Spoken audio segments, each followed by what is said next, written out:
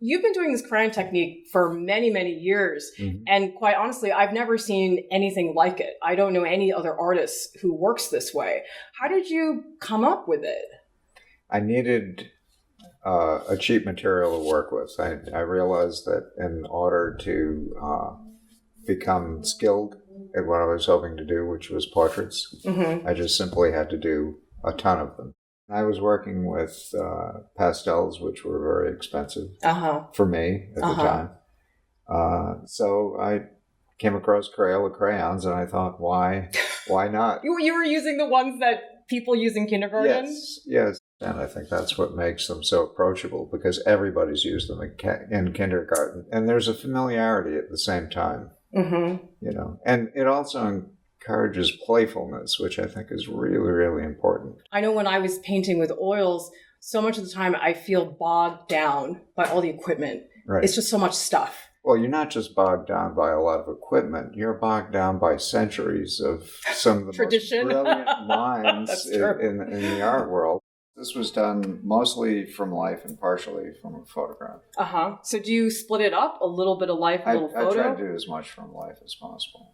If I know the person is not terribly reliable, or I know that I'm not going to be able to get them for enough time, then I tend to try to back up with photographs. But I find working from photographs rather disappointing. If you have a photograph of a person, that statement has already been made, you know, so why make it a second time in a different material? It doesn't really make any sense. It's almost like you're repeating a sentence that somebody already said. Yeah. I tried to use what I understood about Renaissance painting techniques, which was probably misinterpretation, but I tried to use that in the works, in that in the Renaissance, what they would do is they would develop a monochrome underpainting, supposedly, and then they would begin to add layers of color to that. The piece is actually built up in layers. Each layer is sprayed with a material, an acrylic spray that isolates the layer, and then you can kind of build color on top of a previous layer. I noticed this guy walking in Providence, on the streets of Providence. You just met him on the street? And I wanted to ask him to sit for me. Slushy conditions on the sidewalks, and he was walking with loafers very similar to these, but no socks. And I thought, you know, this guy might be, you know, just living on the street or whatever. So I followed him, trying to get up my courage to ask him to sit for me. And I stalked him for about half a mile. What? And then within a month, he showed up to one of my classes, night school classes, and he said, "You Janello?" Yeah. I said, "Yeah." He said, "I'm your model." A lot of my students will say, "Oh my God, color intimidates me so much. I just don't even know where to begin." It's a very, very common problem. And the reason for this problem is that people put so many years into drawing in black and white.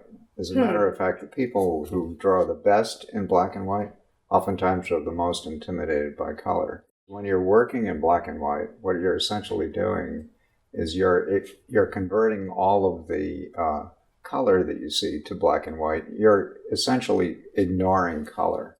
What I try to do in the color classes I teach is basically just to get people over the fear of color. I think once you're over the fear of color, then it comes naturally, because essentially none of us see in black and white. We all see in color. Even people who are colorblind see a limited amount of color, but we all see color. So seeing in black and white is the unnatural state, actually.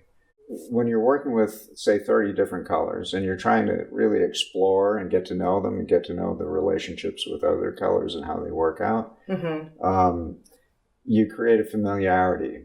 You start thinking actually through that 30 color set, and it makes you more aware of the potential of not only each color, but the colors in relation to one color in relation to others.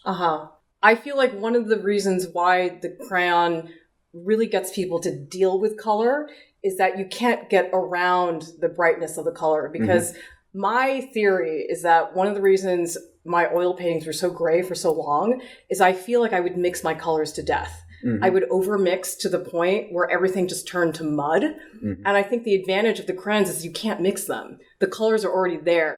How many years separates these two self-portraits? It's somewhere between probably 3.5 decades. Were you thinking about this portrait when you made this one? No. Was it an accident? Did you? I have no idea, really. In the 17th, 18th centuries, you would have artists who were doing self-portraits for self-promotion. Mm-hmm. And they might be holding up a drawing, an anatomical drawing, and possibly pointing to an aspect of the anatomical drawing. This is to show that they can draw? Showing that they can draw and showing that they have an advanced knowledge of anatomy. This one is self-deprecating self-portrait. I'm holding up a rubber skeleton that I found in the street somewhere and showing the world, the extent of my anatomical knowledge. Your anatomical knowledge is that of a rubber skeleton?